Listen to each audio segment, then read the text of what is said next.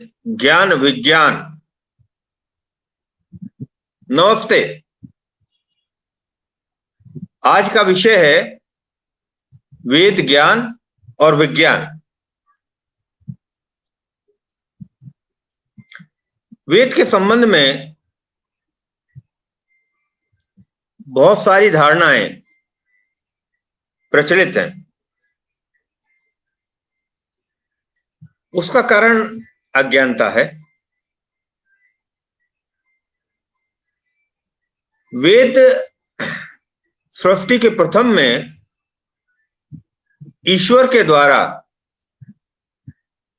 जो मनुष्यों को सुखपूर्वक जीने के लिए ज्ञान दिया गया था, उसको वेद कहते हैं। वर्तमान में चूंकि वेद संस्कृत भाषा में है और उनके अंदर मात्र ज्ञान है, तो आम आदमी उस ज्ञान से उतना जुड़ा हुआ नहीं है जितना जुड़ा हुआ वह रामायण या महाभारत से है। इसके साथ साथ ही चूंकि वेद सनातन धर्म का मूल है और सनातन धर्म के मूल को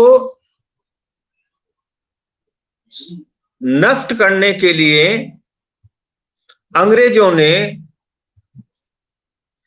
तरह तरह की कल्पना अपने समय में समाज के सामने रखी, भारतीयों के सामने रखी। उसमें एक बात यह भी थी कि वेदों में कुछ भी नहीं है, वेद तो गडरिये के गीत हैं, उसके अंदर ज्ञान विज्ञान नहीं है। वो लोग वास्तव में भारत की संस्कृति को, भारत की सभ्यता को और भारतीयों को नीचे दिखाना चाहते थे। उनका उद्देश्य ये था कि जैसे वो अन्य देशों में छल कपट के माध्यम से अपने मत का प्रचार करके अपने को श्रेष्ठ सिद्ध करके लंबे समय से शासन करते रहे, कर भी रहे हैं, वैसा भारत में भी होगा।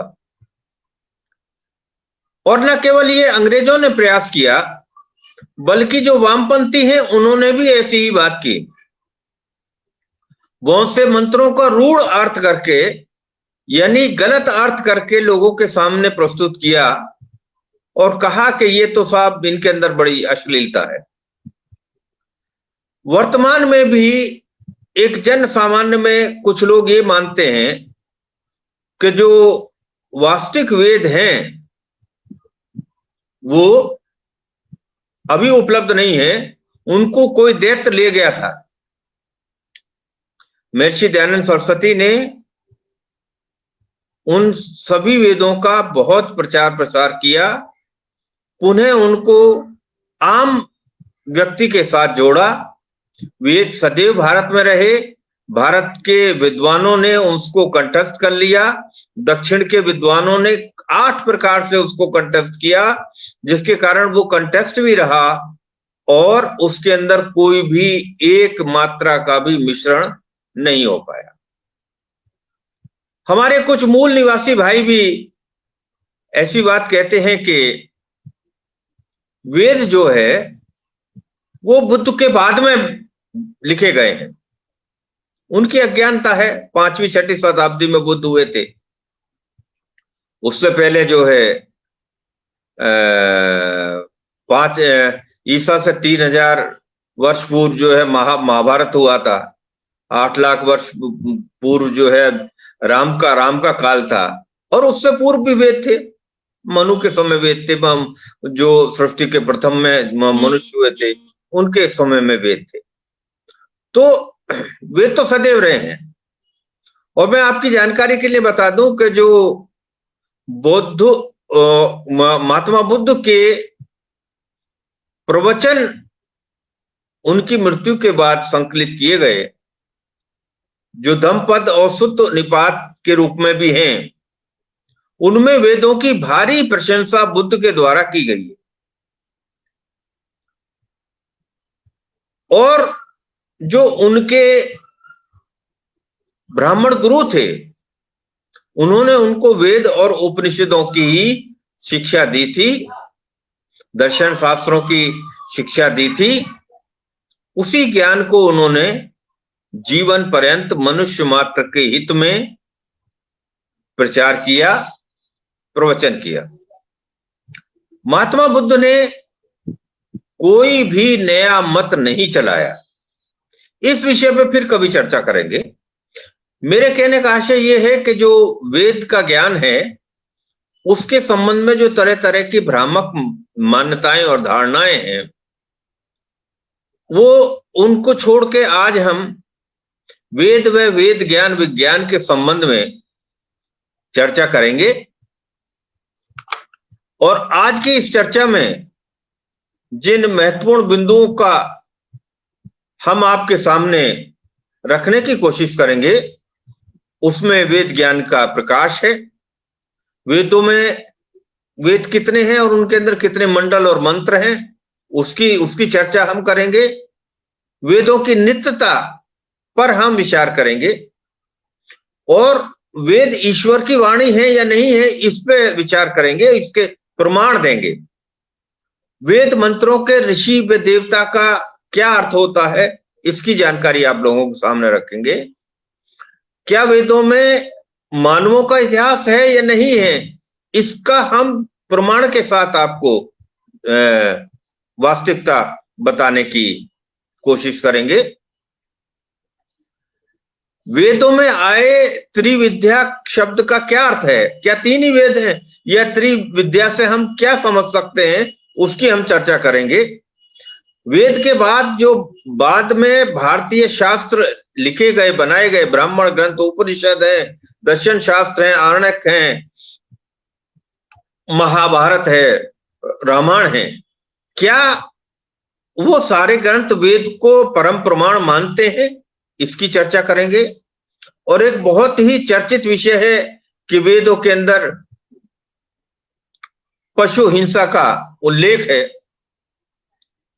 और वेदों में जो यज्ञों में पशु बलि दी जाती थी कि नहीं दी जाती थी, इस पे हम चर्चा करेंगे। तो इस संबंध में जो इतने सारे बिंदु हैं, इन पे आज हम वेद के विषय पर चर्चा करने जा रहे हैं। मैंने इस व्याख्यान की पीपीटी बना रखी है, यद्यपि आज के इस प्रयोजन में तो मैं आपको कोई पीपीटी नहीं दिखा पाऊंगा, लेकिन जिन लोगों को भी उस पीपीटी की आवश्यकता हो, यानी और विस्तार से जानने की आवश्यकता हो, मैं उनको भेज दूंगा, वो मुझे मैसेज में डाल देंगे, तो मैं उनको पूरी की पूरी पीपीटी प्रमाण के साथ प्रस्तुत कर दूंगा।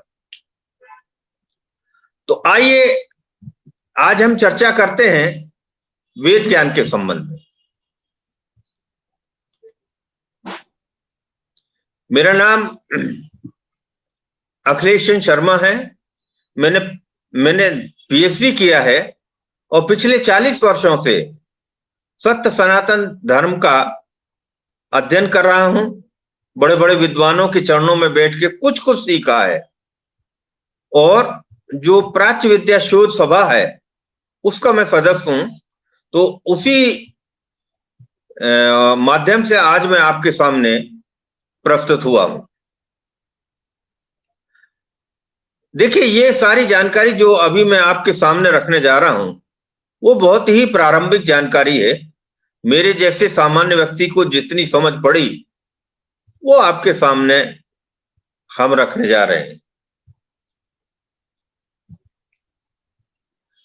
तो सर्वप्रथम हम बात करते हैं वेद की।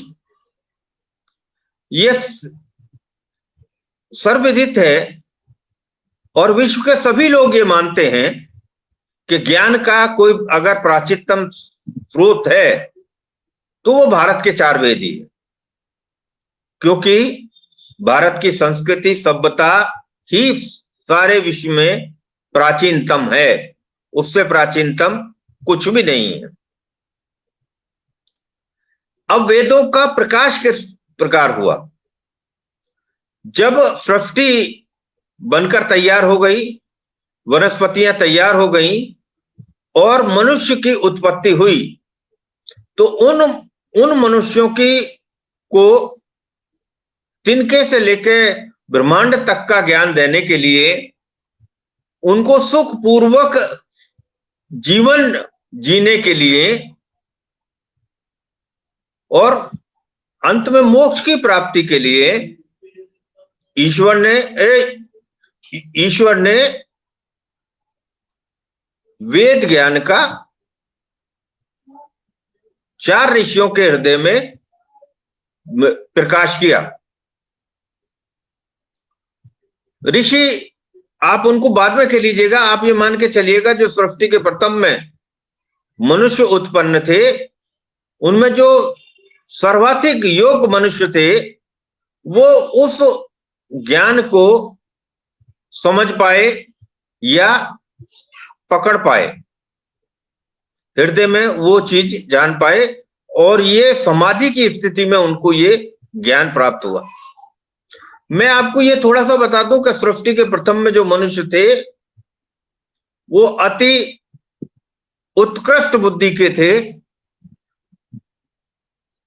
200 से 300 वर्ष तक जीवित रहते थे, 10 से 15 फुट के थे, उनके अंदर न्यूनता किसी भी चीज की नहीं थी,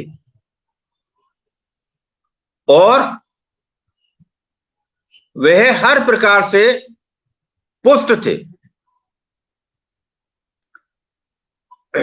ऐसी स्थिति में चूंकि अति योग्य थे, सारी जीन्स उनके अंदर डोमिनेंट थी, इसलिए वो ईश्वर के द्वारा दिया गया ज्ञान प्राप्त कर पाए।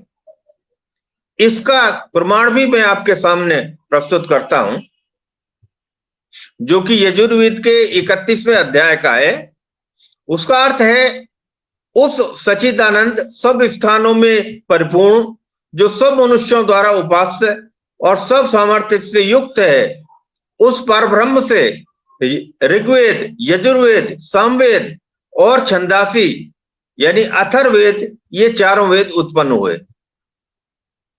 केवल यजुर्वेद में ही नहीं है, बल्कि और भारतीय शास्त्रों में भी वेदों का ज्ञान ईश्वर के द्वारा दिया गया, वो आपको प्रमाण मिलेंगे। जैसे कि शतपथ ब्राह्मण में भी कहा गया है कि ऋग्वेद आदि चारों वेद परमात्मा ने इस प्रकार अनायास उत्पन्न कर दिए, जिस प्रकार की श्वास प्रवास की क्रिया अनायास होती रहती है। आगे जो ऋग्वेद वगैरह हैं, उनके भी 11वें मंडल में एक मंत्र आया है, जिसका अर्थ है, पृथ्वी सृष्टि के आदि में परमात्मा ने अग्नि, वायु, आदित्य और अंगिरा, इन ऋषियों के हृदय में एक एक वेद का प्रकाश किया। मनुस्मृति यानी जो इस पृथ्वी के प्रथम राजा थे, महाराजा मनु, उन्होंने जो राज्य व्यवस्था चलाने के लिए एक ग्रंथ लिखा जिसका नाम मनुस्मृति है। उन्होंने भी अपने पहले अध्याय के 23वें श्लोक में यह व्यक्त किया है कि उस परमात्मा ने जगत में समस्त धर्म, अर्थ, काम, मोक्ष आदि व्यवहारों की सिद्धि के लिए, जगत के समस्त रूपों का ज्ञान देने के लिए अग्नि, वायु आदि ऋषियों के माध्यम से त्रिविध ज्ञान वाले नित्य वेदों को धोकर प्रकट किया। अथर्ववेद में भी इसका जिक्र आता है कि जो सर्वशक्तिमान परमेश्वर है, उसी से ऋग्वेद, यजुर्वेद, सामवेद, अथर्ववेद, ये चारों वेद उत्पन्न हुए। यानी सृष्टि के प्रथम में जो ग्रंथ हैं, वेद, वो हम मनुष्य मात्र के हित में उनका प्रकाश ईश्वर के द्वारा किया गया, उसके ये प्रमाण मैंने आपके सामने रखे हैं। और प्रथम में ही क्यों किया गया? आप जानते हैं कि जो मनुष्य का ज्ञान है वो निमित्तिक है, और जो पशुओं का ज्ञान है वो स्वाभाविक है। हम और आप हिंदी में इसलिए बात कर रहे हैं क्योंकि हम और आपने हिंदी ही सीखी है, फ्रेंच भाषा हमने नहीं सीखी है। इसका अर्थ यह है कि जो जिस भाषा को हम जान पाते हैं उसी भाषा में हम अपनी बात रख पाते हैं। जो ज्ञान हमें प्राप्त होता है उसी ज्ञान का हम आगे चलकर अपने लिए उपयोग कर पाते। इसलिए मनुष्य मात्र को ज्ञान देने के लिए ईश्वर ने 4 वेदों का प्रकाश किया। ऋग्वेद के एक मंत्र में आता है कि हे ज्ञान के स्वामी परमात्मा, सबसे पहले वेदवाणी के श्रेष्ठ पद समूह को प्राप्त कर उसका ऋषि प्रचार करते हैं। जो उनमें श्रेष्ठ होते हैं उनके गुहा स्थान में इस ज्ञान का आविर्भाव होता है। ये एक और मंत्र है जो इस बात की पुष्टि करता है कि वेद के ज्ञान का प्रकाश सृष्टि के प्रथम में होता है। अब एक चीज आती है कि जो वेद ज्ञान है वो क्या हर सृष्टि में हर कल्प में अलग अलग होता है? ना, क्योंकि ईश्वर एक ही है इसलिए उसका ज्ञान भी एक ही है। अथर्ववेद में आता है कि देवस्व पश्य काव्यम ने ममार ने जीरेती, परमात्मा की कला को, उसके काव्य को देखो जो कभी न मरता है और न पुराना होता है। अर्थात वेद ज्ञान नित्य है। और वेद ज्ञान कैसा है उसके बारे में एक ऋग्वेद में कहा गया है, यथा पूर्वम कल्पयत, अर्थात ईश्वर नित्य है तो वह सब पूर्व कल्पों के अनुसार ही ब्रह्मांड को बनाता है। मनुष्य को ज्ञान की प्राप्ति किसी निमित्त से होती है, इसलिए सृष्टि के प्रथम में 4 उत्तम ऋषियों के हृदय में ईश्वर ने ज्ञान का प्रकाश किया और इन ऋषियों ने सब मनुष्यों को ज्ञान दिया। उसी क्रम में ज्ञान का प्रवाह होता रहा। उपरोक्त तो सभी वैदिक शास्त्रों में वेद ज्ञान को ईश्वर की वाणी ही कहा गया है। तो इन 4 ऋषियों ने वेद का ज्ञान लिया और सभी मनुष्यों को दिया, ब्रह्मा जी को भी दिया, और ब्रह्मा जी ने फिर इसको आगे इस ज्ञान का जो है विस्तार किया। और बहुत सारे प्रमाण मैं आपके सामने रख सकता हूं, और जो मेरी बात है उसको प्रमाण के साथ में कह सकता हूं। लेकिन समय कम है और भी कई बिंदुओं पे आपके सामने चर्चा रखनी है, इसलिए मैं वेद ज्ञान के प्रकाश विषय को यही जो है रखता हूं। अगले विषय पे चलते हैं। वेद 4 हैं। पहला वेद है ऋग्वेद, इसका विषय है ज्ञान, इसके मंडल 10 है, सूक्त इसके 128 है और मंत्र संख्या इसकी 10,579 है। और इसका विषय है प्रकृति से परमेश्वर पर्यंत पदार्थ आदि का मूल ज्ञान। और इसका उपवेद है अथर्ववेद। यजुर्वेद है दूसरे वेद का नाम, इसका विषय है कर्म, इसके अध्याय है 40, मंत्र संख्या है 1975 और प्राप्त ज्ञान का व्यवहारिक प्रयोग इसका जो है विषय है। इसका उपवेद है धनुर्वेद।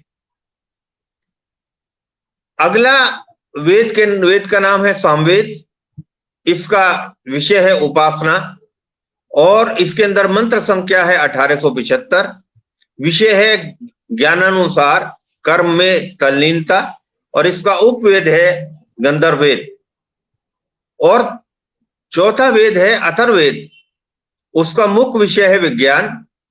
इसके अंदर 5977 मंत्र हैं, और इसका जो विषय है वो ज्ञान, कर्म, उपासना से प्राप्त अनुभव द्वारा विशेष ज्ञान प्राप्त करना, विज्ञान से संबंधित है।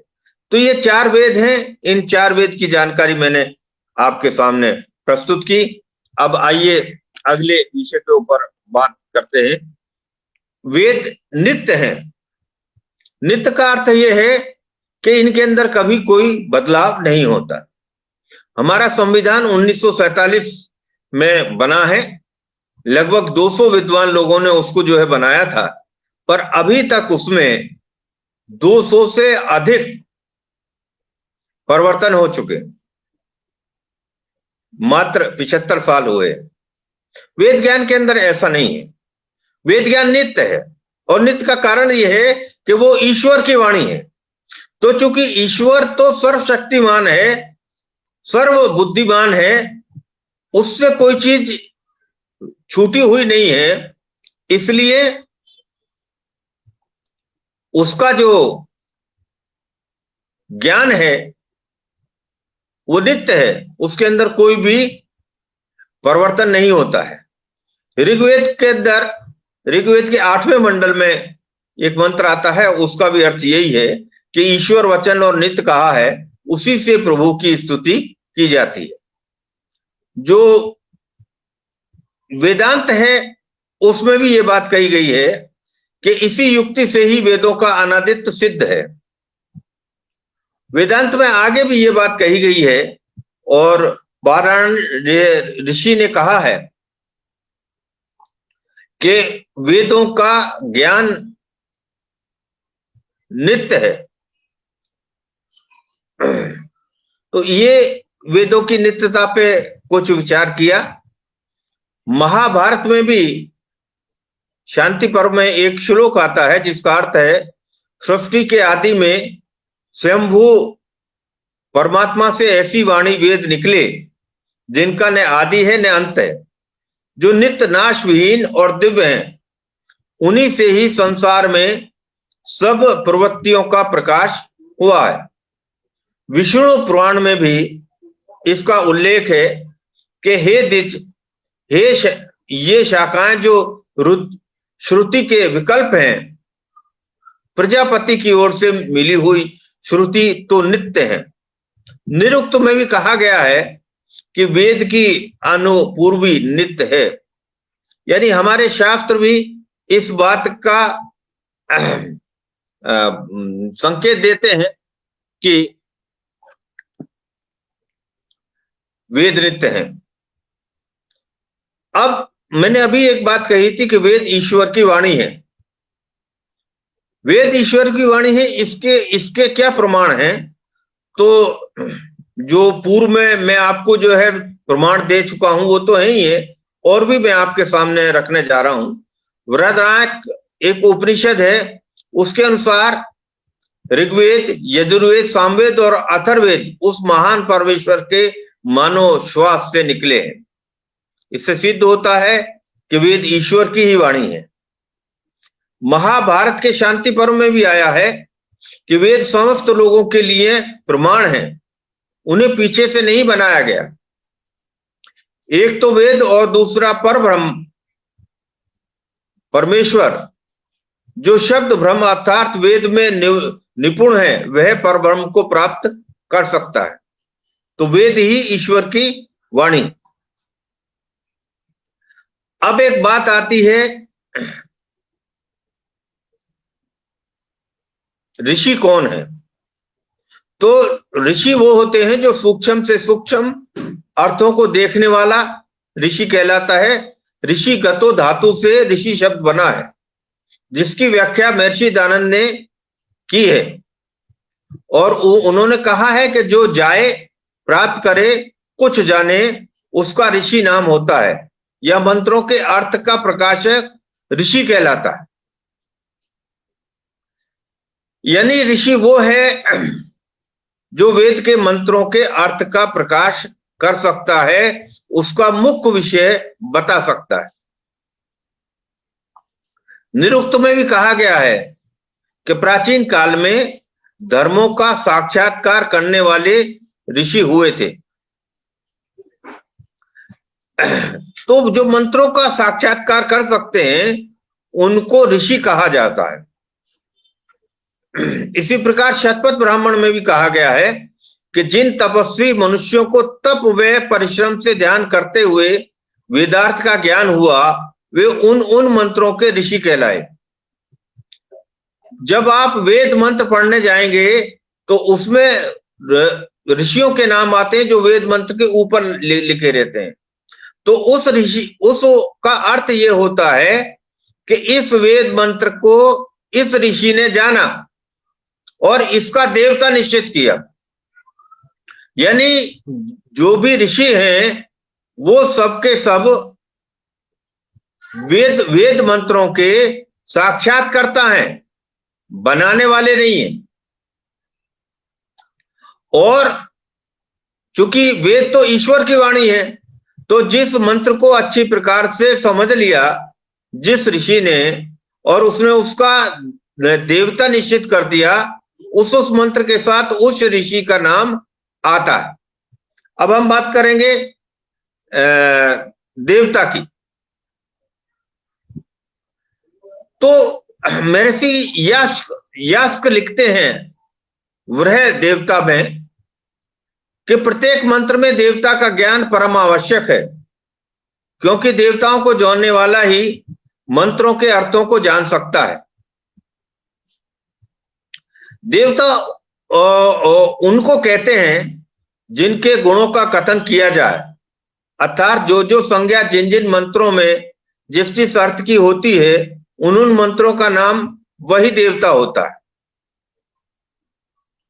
देवता का अर्थ होता है कि उस मंत्र का मुख्य विषय क्या है, और जब उस मंत्र का मुख्य विषय निश्चित हो जाता है तो ही उस मंत्र का सही अर्थ या भावार्थ किया जा सकता है, उसको जो है समझा जा सकता है। तो देवता का मतलब होता है मुख्य विषय, और देवता को निश्चित करने वाले होते हैं ऋषि, जिन्होंने उस मंत्र का साक्षात्कार किया है। अब एक बात यह आती है कि क्या वेदों में मनुष्यों का इतिहास है?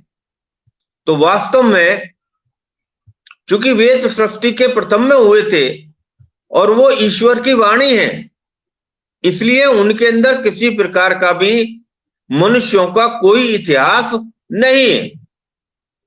बहुत सारे लोग जो सनातन धर्म के अतिरिक्त विभिन्न मत के लोग हैं वो भी कहते हैं कि हमारे जो है पुरुषों का नाम या हमारे जो मुख्य प्रचार करता है उनका भी नाम वेदों में है। ये मूर्खता की हद है। और ये बात सही है कि बहुत सारे लोग इस बात से अनजान हैं और वेदों के अंदर बहुत सारी नदियों के नाम निकालकर, बहुत सारे लोगों के नाम निकालकर और बहुत सारी स्थानों के नाम निकालकर उन्होंने बहुत बड़े ग्रंथ लिख रखे हैं, पर उस बात में कोई सत्यता नहीं है। बेटा जरा ये किवाड़ लगा करो।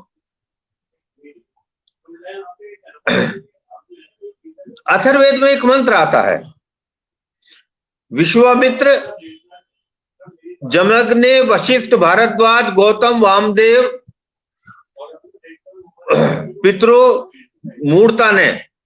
इसमें आपको ऐसा लग रहा है कि इसमें तो विश्वामित्र जी का भी नाम है, जमदग्नि का भी नाम है, वशिष्ठ जी का भी नाम है, भारद्वाज जी का भी नाम है, गौतम जी का भी नाम है, पर यहां ये शब्द जो आए हैं ये संज्ञा कारक नहीं है, बल्कि ये गुणवाचक शब्द है जिनसे हम इस बात को समझ सकते हैं। जैसे सबको मित्र की दृष्टि से देखने वाले का अर्थ है विश्वामित्र। एक सेकंड,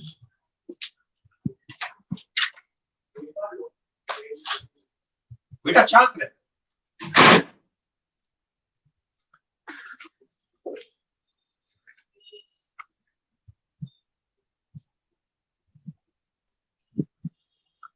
सब पदार्थों के यथार्थ स्वरूप को बुद्धि की आंख से देखने वाले अर्थात पवित्र दृष्टि से सबको देखने वाले को कहते हैं जमग्नि। वाज अथवा ज्ञान को अपने अंदर धारण करने वाले और शुद्ध मन वाले को कहते हैं भरद्वाज, और अति गतिशील को कहते हैं गौतम। इसी प्रकार अत्यंत सेवनीय परमेश्वर को की स्तुति करने वाले को कहते हैं वामदेव।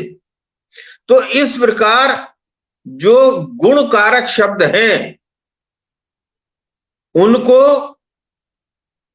उनके अच्छे अर्थ देखकर बाद के लोगों ने अपने नाम रखे। उससे यह भ्रांति हो सकती है कि सब विश्वामित्र का नाम तो वेदों में भी है, पर यह वास्तविकता नहीं है। वेदों के अंदर जो शब्द आए हैं वो गुणवाचक है, चाहे उसमें सरस्वती शब्द आया हो या गंगा शब्द आया हो या अयोध्या शब्द आया हो, वो शब्द वहां गुणवाचक हैं। और मोटी बुद्धि की बात यह है कि जो ज्ञान ईश्वर के द्वारा सृष्टि के प्रथम में मनुष्य मात्र को दिया गया है, उसमें उसके बाद में इतिहास में घटित पुरुषों के नाम किस प्रकार आ सकते हैं? आ ही नहीं सकते हैं। राम का नाम कैसे आ जाएगा? क्योंकि राम ने तो खुद वेद पढ़े थे। श्री कृष्ण भगवान का नाम कैसे आएगा? क्योंकि श्री कृष्ण ने तो खुद वेद पढ़े थे। तो ये एक अज्ञानता है और चिंतन न करने का अभाव है। इसी के कारण एक भ्रांति फैलाई जाती है कि वेदों के अंदर भी मनुष्यों का इतिहास है। मैं आपको बता दूं कि विश्व में मात्र वेद ही 4 वेद ही ऐसे ग्रंथ हैं जिनमें किसी मनुष्यों का इतिहास नहीं है, मात्र ज्ञान है। तिनके से लेके ब्रह्मांड तक का ज्ञान है। और विश्व में कोई ग्रंथ नहीं है जिसके अंदर इतिहास या व्यक्तियों के नाम ना हो। विभिन्न मतों की जो पुस्तकें हैं उन पुस्तकों में भी इतिहास भरा हुआ है। मनुष्यों के नाम लिखे हुए हैं, स्थानों के नाम लिखे हुए हैं। लेकिन वेद ज्ञान ही एक ऐसा है जिसमें मात्र ज्ञान है और तिनके से लेके ब्रह्मांड तक का समस्त ज्ञान है। मनुष्य को सुखपूर्वक जीने के लिए दिया गया ज्ञान है। इसलिए हमें ये बात अच्छे से समझ लेनी चाहिए कि जो वेद का ज्ञान है वह वास्तव में ईश्वर का ज्ञान है और उसमें कोई भी बात ऐसी नहीं है जो कि इतिहास से संबंधित हो। एक ऋग्वेद में शब्द आता है इंद्र, व्रत। इनका अर्थ जो है प्रकरण के अनुसार लिया जाता है और इंद्र का अर्थ है विद्युत और मेघ का अर्थ है व्रत। इसी प्रकार जो सरस्वती को, वाणी गंगा को ईडा, पिंगला, सुषुम्ना नाड़ी के अर्थ में लिया जाता है। अब ऋग्वेद में तो महावीर शब्द भी आया है, लेकिन वहां उसका अर्थ है इंद्र। ऋषभ का भी वर्णन आया है, लेकिन ये सब शब्द जो हैं वो रूढ़ हैं, मतलब वो जो है गुणवाचक हैं। रूढ़ अर्थ उनका नहीं किया जा सकता। वो जो है यौगिक हैं, उनको रूढ़ के रूप में मानना और कहना कि साहब महावीर का तो वहां भी नाम आ गया है और ऋषभ देव जी का वर्णन तो जो है वेदों में भी है। ये वास्तव में जो लोग ऐसा करते हैं या तो वो अज्ञानी है, उनको ज्ञान प्राप्त नहीं है और इसी अज्ञान की वजह से वो वेद जैसी ईश्वर की वाणी की अवमानना करते हैं, निरादर करते हैं। ऐसा उनको नहीं करना चाहिए। तो ये बात मैंने कही कि क्या वेदों में अनित्य इतिहास है, तो मैं आपको ये जानकारी देना चाहता हूं कि वेदों में अनित्य इतिहास नहीं। अब एक बात आती है त्रिपद, त्रिविद्या की बात आती है कि वेदों में वेद जो है त्रिविद्या है। त्रिविद्या का अर्थ जो है 3 प्रकार की विद्या है। ब्राह्मण ग्रंथ में, शतपथ ब्राह्मण ग्रंथ में यह कहा गया है कि त्रिपद विद्या का विशेषण है। और उसमें क्या कहा गया है छांदोग्य उपनिषद में, पहले वेद शब्द विद्या का ही दूसरा पर्याय था और मुख्य रूप से इसका प्रयोग मंत्रों के लिए होता रहा है। त्रिविद्या का आपका अभिप्राय है ज्ञान, कर्म और उपासना। ज्ञान, कर्म और उपासना का ही वर्णन चारों वेदों में किया गया है। जैसा कि मैंने अभी आपको जब चारों वेदों के संबंध में जानकारी दी थी तो उसके संबंध में उनके मुख्य विषय के बारे में भी बताया था। तो चूंकि चारों वेदों में ज्ञान, कर्म और उपासना का वर्णन किया गया है, अतः हम त्रिविद्या से यह अर्थ लगाएं कि प्रत्येक वेद के अंदर इन त्रिविद्या का समावेश है, ना कि त्रिविद्या का अर्थ यह है कि वेद केवल 3 ही है। वेद तो 4 है और इसकी पुष्टि वेदों से भी होती है और वेद के बाद जो शास्त्र ऋषियों के द्वारा लिखे गए उनके माध्यम से भी होती। महाभारत के शांति पर्व में भी इसके बारे में आया है कि ऋग, यजु, साम और अथर्व में ही त्रिविद्या है, यानी वेदों के अंदर जो विद्या है वो त्रिविद्या है। अब एक बात ये आती है, जैसा कि मैंने आरंभ में आपके सामने कहा था कि जो वेद के मंत्र हैं या जो वेद का ज्ञान है वो स्वतः प्रमाण है, यानी उसके ज्ञान को प्रमाणित मानने के लिए किसी अन्य ज्ञान की आवश्यकता नहीं है, किसी अन्य शास्त्र की आवश्यकता नहीं है। तो ऐसा हम जब ही मान सकते हैं जब वेद के उपरांत लिखे गए जो शास्त्र हैं ऋषियों के द्वारा उनमें इस बात की पुष्टि होती हो, तो ही हम ये मान सकते हैं कि वेद का ज्ञान ही स्वतः प्रमाण है और परम प्रमाण है। यानी अगर कोई बात दूसरे शास्त्रों में अलग अलग लिखी गई है, मान्यता के विरुद्ध में है, तो जो वेद में लिखा गया है उसी को ही प्रमाण माना जाएगा और परम प्रमाण माना जाएगा।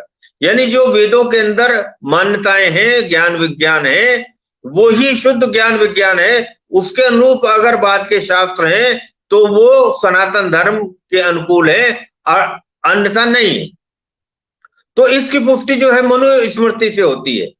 उसमें लिखा है वेदो अखिलो धर्म मूलम, संपूर्ण वेद धर्म का मूल है, वही धर्म के विषय में स्वतः प्रमाण है। त्रिविद्या की बात फिर आ गई है शतपथ ब्राह्मण कि जो कुछ सत्य है वही त्रिविद्या 4 वेद है। न्याय दर्शन में कहा गया है कि परम आप्त परमेश्वर का वचन होने और असत्य, परस्पर विरोध और पुनरुक्ति आदि दोष रहित होने से वेद को परम प्रमाण सिद्ध किया है। इसकी पुष्टि वैशेषिक दर्शन में भी होती है कि ईश्वर के वाक्य होने से वेद प्रमाण है और धर्म की व्याख्या होने से वेद प्रमाणिक है। महाभारत के अनुशासन पर्व में आता है कि वेद से बढ़कर कोई शास्त्र नहीं है और माता के समान कोई गुरु नहीं है। मेरे कहने का आशय यह है कि जो वेद के बाद के ग्रंथ हैं वो ये मानते हैं कि जो वेद का ज्ञान है वो ही परम ज्ञान है, वो ही अंतिम ज्ञान है, उसी को ही प्रमाण माना जाएगा।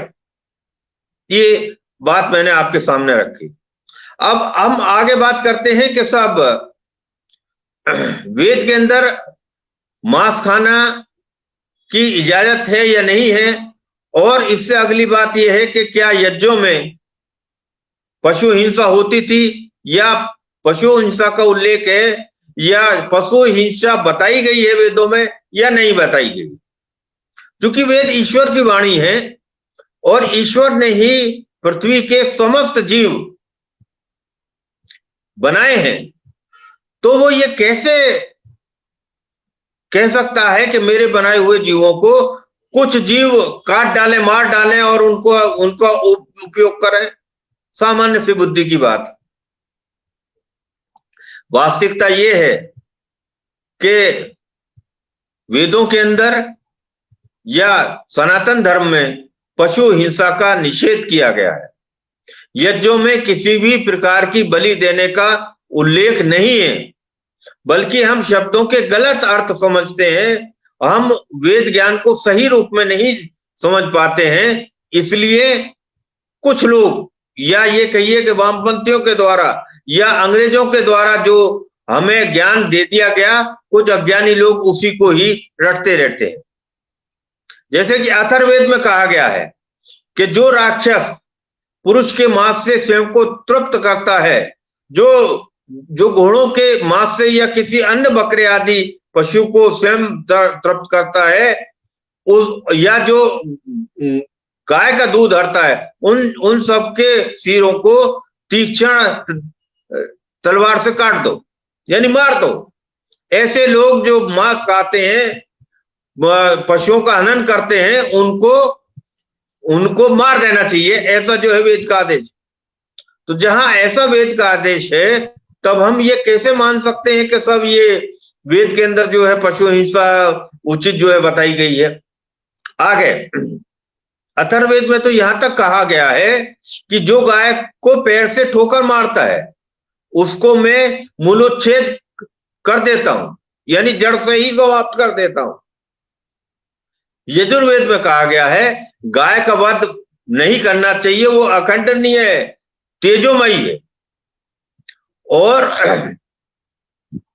अथर्ववेद में यह भी कहा गया है कि जो हमारे गाय घोड़े पशुओं की हत्या करेगा, हम उसे शीशे की गोली से उड़ा देंगे। ये इतने सारे वेदों के प्रमाण से ये सिद्ध होता है कि वेदों के अंदर पशु हिंसा का लेश मात्र भी नहीं, और बल्कि पशु हिंसा का निषेध किया गया है।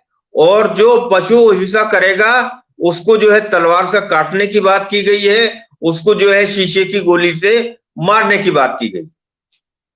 अब हम आगे बात आते हैं कि जो यज्ञ होते थे, जैसे राजसूय यज्ञ या अश्वमेध यज्ञ है, क्या इनमें पशु हिंसा की जाती थी? बिल्कुल नहीं की जाती थी, क्योंकि पशु की हिंसा करना तो महापाप है। ऐसा वेद के अंदर अभी तक मैंने आप उसके प्रमाण आप लोगों के सामने रख के ये चीज सिद्ध की है। वास्तविक बात यह है कि जो उसके अंदर शब्द आए हैं, जैसे अश्वमेध है, इन सब शब्दों का हम सही से अर्थ नहीं कर पाए, या जो लोग इसका गलत अर्थ करते हैं वो ऐसी बात करते हैं। अथर्ववेद में ये कहा गया है कि राजसूय, अग्निष्टोम, अर्कमेघ, अश्वमेघ आदि सब अध्वर अर्थात हिंसा रहित यज्ञ है, जो कि प्राणी मात्र की बुद्धि करने वाला और सुख शांति देने वाला है। हिंसा रहित यज्ञ उसको ही कहते हैं जो हिंसा से रहित हो। ऐसी लकड़ी का भी यज्ञ में इस्तेमाल नहीं किया गया है जिसमें कीड़े लग गए हों, क्योंकि भले ही आप उस लकड़ी को झाड़ लो, लेकिन हो सकता है अंदर कोई कीड़ा बैठा हो और वो यज्ञ के अंदर उपयोग करने के बाद उसकी जो है मृत्यु हो जाए। तो यज्ञ में इन सब का निषेध है। शतपथ ब्राह्मण में यह कहा गया है कि राष्ट्र के गौरव, कल्याण और विकास के लिए किए जाने वाले सभी कार्य अश्वमेघ हैं। यानी अश्वमेघ का अर्थ ये नहीं है कि हम घोड़े की बलि दे दें, बल्कि उसका अर्थ ये है शतपथ ब्राह्मण के अनुसार कि जो राष्ट्र के गौरव के लिए कार्य किए जाएं, न केवल यज्ञ हवन किया जाए, बल्कि जो सब भी कार्य किए जाएं वो अश्वमेघ है। गोमेघ का अर्थ है कि यज्ञ में गौ की बलि ना, बलि देने की बात वहां नहीं है, बल्कि ये कहा गया कि अन्न को दूषित होने से बचाना, अपनी इंद्रियों को वश में रखना और सूर्य की किरणों से उचित उपयोग लेना, धरती को पवित्र व साफ रखना ही गोमेघ है। यानी गोमेघ के इतने अर्थ हैं, उसमें कहीं ये नहीं लिखा कि आप गौ को जो है मार के हवन करो तो वो गोमेघ हो जाएगा। इस प्रकार से जो वेद के अंदर शब्द आए हैं या जो प्राचीन संस्कृत में शब्द हैं, उनका हम सही रूप में अर्थ अगर लेंगे तो हम ये पाएंगे कि वेदों के अंदर कोई भी हिंसा की बात नहीं है, बल्कि हिंसा से रहित है। और जितने भी यज्ञ होते थे या कार्य होते थे, उनमें कहीं भी पशु हिंसा का नाम नहीं था। जैसे नरमेघ है, नरमेघ शब्द है, तो नरमेघ का मतलब होता है जब व्यक्ति की मृत्यु हो जाए तो उसका वैदिक रीति से दाह संस्कार करना ही नरमेघ होता है। उसका अर्थ ये नहीं होता कि कोई आप हवन करो और किसी व्यक्ति को मार के उसमें जो है जलाओ। मनुष्यों को उत्तम कार्यों के लिए प्रशिक्षित एवं संगठित करना पुरुषमेघ या नरमेघ यज्ञ जो है कहलाता है। और अजमेघ का अर्थ है बकरी आदि की बलि देना नहीं है, बल्कि बीज, अनाज या धान आदि कृषि की पैदावार बढ़ाना अजमेघ यज्ञ होता है। और अजमेघ यज्ञ में धान की आहुति दी जाती है। एक ये भी कहा जाता है कि सब अतिथियों को गऊ का मांस जो है खिलाया जाता था, लेकिन ऋग्वेद का एक मंत्र कहता है कि परमात्मा सृष्टि के आरंभ में ऋषियों के हृदय अंतकरण में संसार का कल्याण साधने वाली वेद वाणियों का प्रकाश करता है। और जो वेद वाणियां दोषों को दूर करने वाली और प्रशंसनीय है, और वो कौन देते हैं? वो अतिथि लोग देते हैं। तो अतिथि दीर्घा का अर्थ ये है कि जो अतिथि लोग हमें ज्ञान दें। आगे चलते हैं।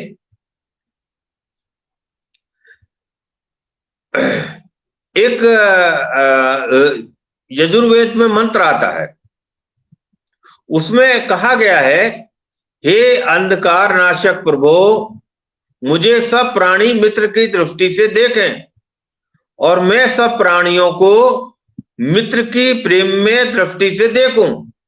हम सब आपस में मित्र की दृष्टि से देखें। अब आप विचार करो कि यजुर्वेद का ये मंत्र क्या बात स्थापित कर रहा है।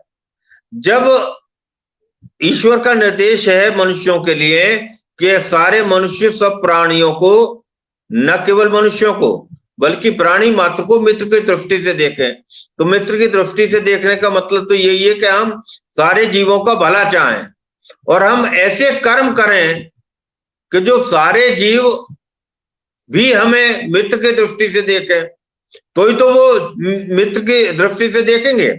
और जब हम उनको मित्र की दृष्टि से देखेंगे, वो हमें मित्र की दृष्टि से देखेंगे, तो ही हम सब आपस में मित्र की दृष्टि से देखने वाले बनेंगे। तो जहां इतनी गहरी बात कही गई है जो किसी अन्य मत संप्रदाय में मिल ही नहीं सकती है, वहां ये बात भी सोचना कि वेदों के अंदर हिंसा के बारे में कहा गया है या यज्ञों में पशु की हिंसा होती थी या अतिथियों के आने पे गाय का मांस जो है बनाया जाता था, दिमाग का दिवालियापन है। जितना उत्कृष्ट और जितना अच्छा ज्ञान वेदों के अंदर है वो अन्यत्र है ही नहीं और हो भी नहीं सकता, क्योंकि वेद का ज्ञान ही मात्र ईश्वर की वाणी है। ईश्वर की वाणी अन्य कोई मत संप्रदाय में नहीं है। और ईश्वर की वाणी इसलिए भी है कि वो मानव मात्र के लिए है। विश्व के सभी मनुष्यों के लिए है, नर नारी के लिए है, सभी वर्ण वर्ण के लिए है। इसलिए वो ईश्वर की वाणी है। ईश्वर का दिया हुआ सूर्य जिस प्रकार सभी लोगों के लिए उपयोगी होता है, इसी प्रकार जो ईश्वर की वाणी वेद है वो भी सभी मनुष्यों के लिए उपयोगी है।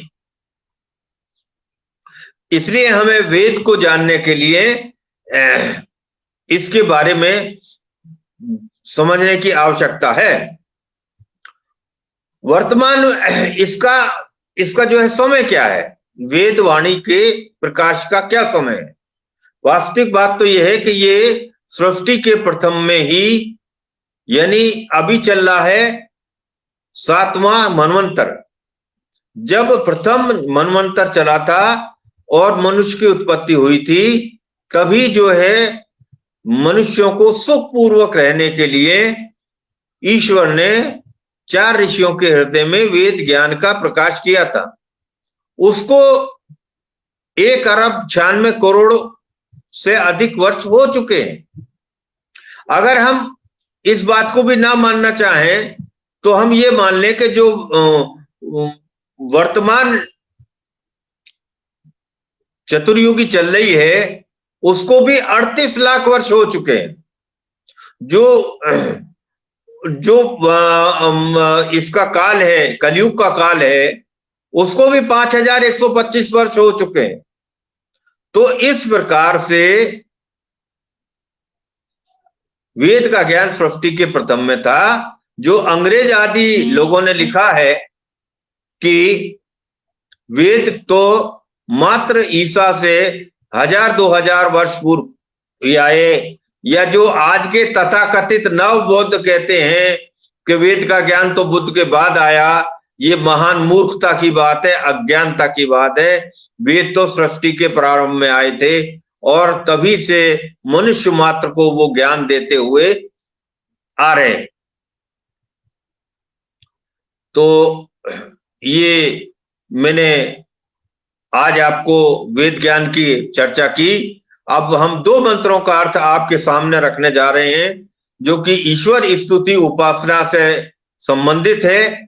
और चूंकि आज हमने वेद की चर्चा की है जो कि ईश्वर की वाणी है, तो बड़ी श्रद्धा के साथ अभी सुनने वाले और बाद में भी सुनने वाले बड़ी श्रद्धा के साथ हाथ जोड़कर मेरे साथ मंत्रों का वाचन करेंगे। ये प्रथम मंत्र है, हिरण्यगर्भ संवर्ताग्रे भूतस्य जातः पतिरेकासीत् सदाधार पृथ्वीं दामुते माम कस्मै देवाय अविशाविते। इसका अर्थ है जो स्वयं प्रकाश स्वरूप और जिसने प्रकाश करने हारे सूर्य चंद्रमादि पदार्थ उत्पन्न करके धारण किए हैं, जो उत्पन्न हुए संपूर्ण जगत का प्रसिद्ध स्वामी एक ही चेतन स्वरूप था, जो सब जगत के उत्पन्न होने से पूर्व वर्तमान था, वे इस भूमि और सूर्यादि को धारण कर रहा है। हम लोग उस सुख स्वरूप शुद्ध परमात्मा के लिए ग्रहण करने योगाभ्यास और अति प्रेम से विशेष भक्ति किया करें। एक और मंत्र का वाचन कर लेते हैं। ओम सन्नो बंधु जर्णिता से विधाता धामानि वेद भुवनानि विश्वा यत्र देवा अमृत मान शाना हृदय धामन्न धैर्यंत। ये यजुर्वेद का मंत्र है। इसका अर्थ है, हे मनुष्यों, वह परमात्मा अपने लोगों का भ्राता के समान सुखदायक, सकल जगत का उत्पादक, वह सब कामों का पूर्ण करने हारा, संपूर्ण लोकमात्र और नाम स्थान जन्मों को जानता है और जिस सांसारिक सुख दुख से रहित नित्य निंदा युक्त मोक्ष स्वरूप धारण करने हारे परमात्मा में मोक्ष को प्राप्त होके विद्वान लोग स्वेच्छा पूर्वक विचरते हैं, वही परमात्मा अपना गुरु, अपना आचार्य, राजा और न्यायाधीश है। तो ये मैंने आज आपके सामने बहुत संक्षेप में और मेरे जैसे सामान्य व्यक्ति को जो ये बात समझ आई कि वेद ज्ञान और विज्ञान क्या है, वो मैंने आपके सामने रखने की कोशिश की है। और इससे संबंधित यदि कोई प्रश्न हो तो वो पूछ सकते हैं, और जो अभी भी ना पूछ पाए वो कृपया बाद में मेरे से संपर्क कर सकते हैं, या जो ये फेसबुक पे लाइव होगा तो उसके नीचे कर सकते हैं। मैं कोशिश करूंगा कि उनकी बात का उचित उत्तर आप लोगों के सामने रख सकूं। मेरा ये विषय आप लोगों के सामने है, इसके लिए मैं आयोजकों का बहुत बहुत आभार व्यक्त करता हूं, आदरणीय सुधा जी का बहुत बहुत आभार करता हूं। नमस्ते, सभी को बहुत बहुत आभार।